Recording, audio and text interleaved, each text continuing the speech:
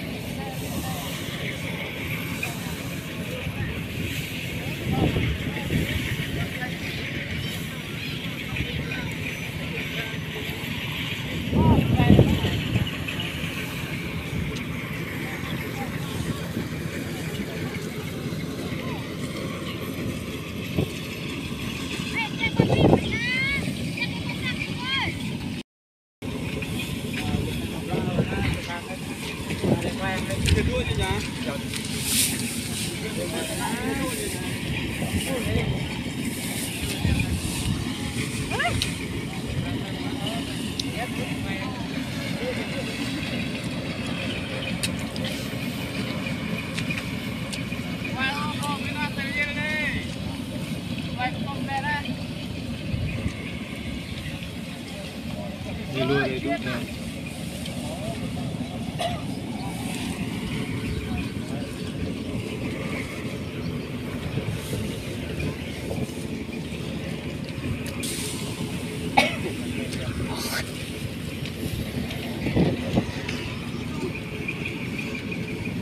Vô chích.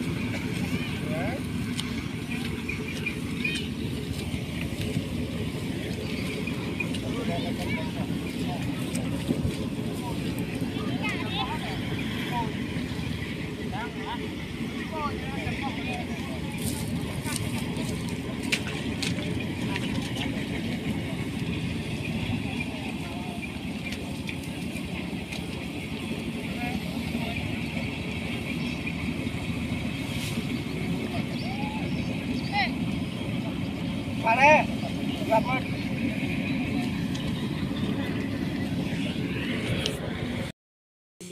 Nè là quái đấy, nước nạp đấy. Mà như con là quái đấy. Nè này. Tự tụm lại cảnh tự tuân lại cảnh. Thì 8.000 về này tao 8.000 chín này. Này tao 7.000 này tuần lấy tụm mình. Cái đất yang nó tông đai quét đấy chứ. Nè.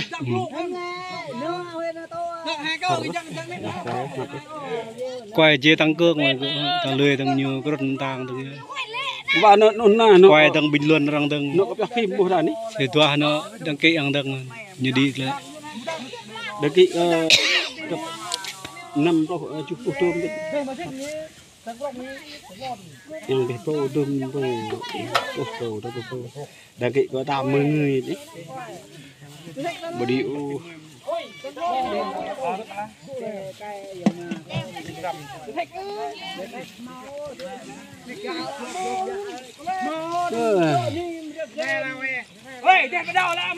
hey, kỳ lệ cái nó tanh nào cả thì họ nhận thấy ăn đi thế nhá. Thế kỳ bữa nay.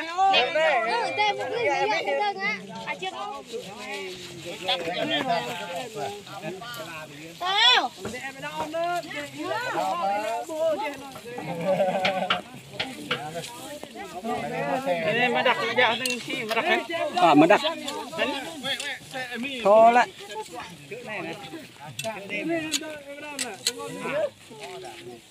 Thiếu cát nên nè. Rep lòi lên.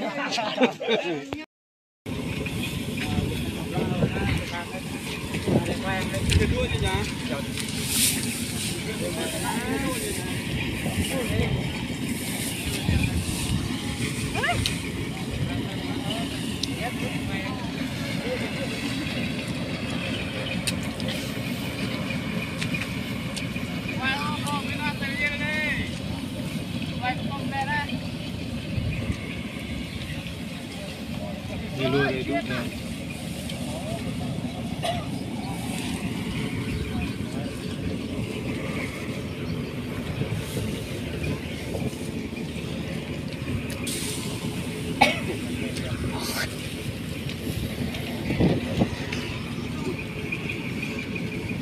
Vô chích.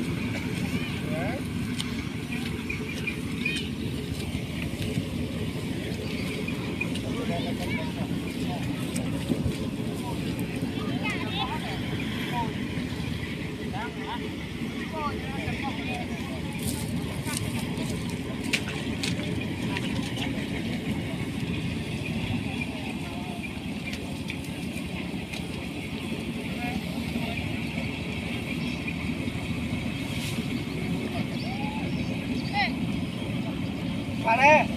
Gặp ơi.